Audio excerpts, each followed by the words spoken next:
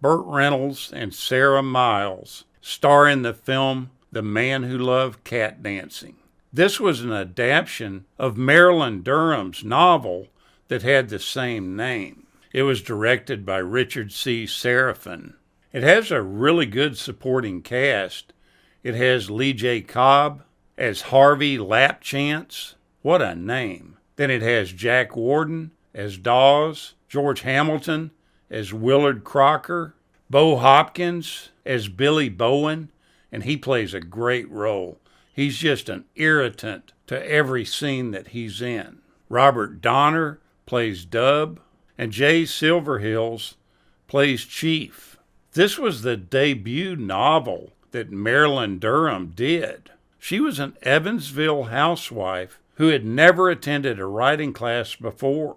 She was a lifelong reader and lover of movies. She studied at the University of Evansville, but she knew very little about things that happened in the Wild West. But she really did love Italian westerns. One day she sat down and just started writing.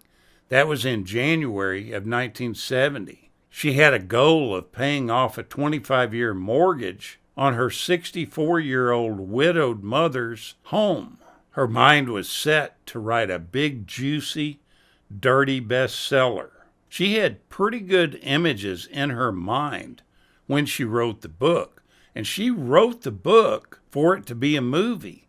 So she pictured the actors that she wanted cast in the movie as characters in the book. For instance, she based Jay, the main character played by Burt Reynolds, on Lee Van Cleef.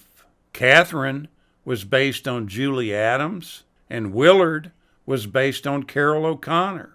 She says the entire book was just inspired by her movie watching. She sent the book off to numerous agents, and it was accepted by one agent, which was Harcourt Brace. And even before the novel was published, all the movie rights, the foreign rights, and the paperback rights were sold. The book became a runaway bestseller, and the New York Times called it a beautifully executed novel. The story's about Jay Grobart. Now, he's an outlaw that was once married to an Indian woman named Cat Dancing. Cat Dancing is murdered, and the distraught Grobart kills the man responsible for the crime. He's then arrested. Once he's released from prison, he soon pulls off a train robbery with the help of some of his friends. And now they're on the run from the law. As they're on the run, they come across Catherine. She's a woman that's escaping a really abusive husband named Crocker. She's abducted by Jay's pals called Dawes and Billy, but Jay ends up having to protect her from them. Now, there's a veteran railroad detective that has a posse going for this group because of the train robbery. And like I mentioned earlier, his name is Lapchance. And he's being accompanied by Catherine's husband, Willard Crocker. He's an arrogant millionaire who is obsessed with retrieving his wife, even though the fact that he knows that she just doesn't love him anymore. Jay and Catherine end up falling for each other after they spend time getting to know each other.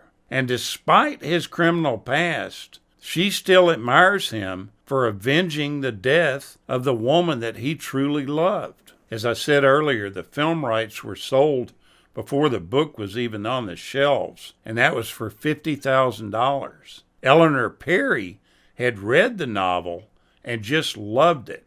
She took the novel to her producer, Martin Pohl, who bought it, and they agreed to produce it together. The screenplay was written by Perry. Perry kind of describes this Western and the way she wrote it as the first women's lib Western. She said that it wouldn't have as much of the murderous violence that you usually see in Westerns. She had recently split with her husband, Frank, both personally and professionally, and was feeling a bit empowered being on her own. The producer set up the film at MGM, where Dan Melnick was head of production. This was the biggest budgeted film of the year for the studio. He also tried to get Steve McQueen and Ally McGraw to play the leads, but he wasn't successful at pulling that off. In his mind's eye, what he saw was more of a Hepburn Bogart type casting, but he went ahead and settled for Burt Reynolds. Burt says that he did the movie because he loved the book, and the fact that he had never really done a love story made it more intriguing for him. He signed on to do the film in November of 1972. Some of the other names that they tried to enlist, or at least they talked about casting, were Jane Fonda and Candice Bergen. A lot of the female actresses in Hollywood thought that this film was a great role and was one that most actresses wanted to do. The other one being Daisy in The Great Gatsby. Richard Serafin signed on to direct the movie in January of 1973. And during that same month, Sarah Miles was cast as the female lead. The film was done in Bryce Canyon National Park, the St. George Hurricane Area, Zion, Virgin River, and Silver Reef in Utah. They also used Old Tucson, Arizona as another site that they filmed. Production had to be shut down for a week when the star, Burt Reynolds, was injured on the set during a stunt fight with Jack Warden. Reynolds ended up going to Los Angeles for treatment of an abdominal hernia that was causing him problems during this shoot. Now, it's kind of interesting that Burt Reynolds and Jack Warden insisted on doing their stunts. And there's some of the best fight scenes that you'll ever see done by these two. John Wayne was said to have expressed interest in this script, but MGM just didn't even bother with dealing with him because they felt that he was just too expensive and also too old for the part. It's amazing how many times you see John Wayne almost forced into roles that he probably shouldn't have played because they just wanted the name associated with the picture. Burt actually liked the title of the film so much. He liked the ring of cat dancing, and it does have kind of a cool sound to it. But he liked it so much that he named a racehorse that he had after the movie. He called it Cat Dancing. Now, Burt may have really liked the name, but he didn't like the finished film. He just said there's not really much to talk about in cat dancing, except the fact that it brings him a lot of pain. So he'd just rather not talk about it. And it's one of those that kind of slips by you, and you forget that it even existed. Just the plot of a train robbery, a rich woman running away from her husband, and gets accidentally mixed up in a robbery, and then you've got the sheriff and the rich husband in pursuit. How can you go wrong? This has all the traditional elements of a great Western. Now, the entire focus of this film is from a female vantage point, which really sets this apart from all other Westerns. Now, here's the big story, and this is really a big story that got swept under the rug. While they were filming in Arizona, Sarah Miles's personal assistant, named David A. Whiting, was found dead under very mysterious circumstances in his hotel room in Gila Bend, Arizona. The night before he was discovered, the cast and crew had gone out to celebrate Burt Reynolds' birthday.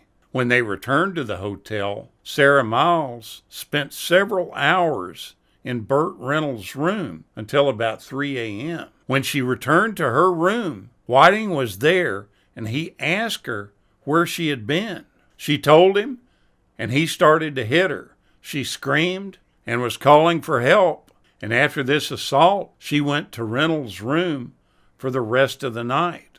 When she ended up returning to her room the next morning at 11 a.m., she found Whiting dead. Now, there's really some questions about whether Burt Reynolds was involved in this. And there's a lot of people that think he brutally did this to David Whiting with his bare hands. And this was because of a jealous brawl over Sarah Miles. And people are wondering, did he just completely get away with this crime? Now, despite the fact that a lot of local lawmen were convinced that Whiting, who was 26 at the time, was actually murdered during a showdown with Reynolds. But the coroner's report that was issued claims that he died from an overdose. The problem was he was bloody as he could be, and he had bruises and cuts all over his body. But they stated that that had no bearing on his death. They say that the Travelodge Motel where the crime scene happened was completely covered up by prominent figures in Hollywood. And this comes from a retired cop that was involved in the original incident. He stated that when he showed up, that it was a messy scene inside this hotel room. It's been noted that Burt Reynolds and Sarah Miles gave statements to the cops after this all happened.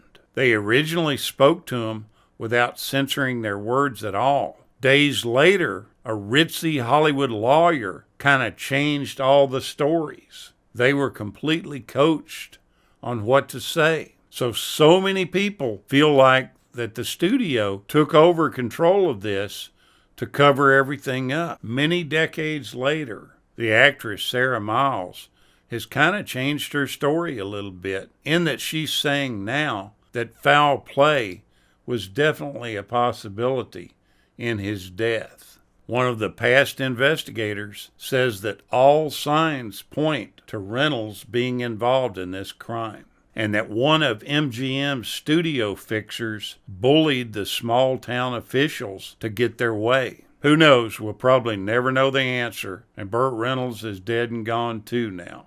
I really enjoyed this movie. It's different pace. It's a different kind of Western, but it's still a fun watch. Take a look at it. Thank you so much for watching, and we'll continue to chase the classics.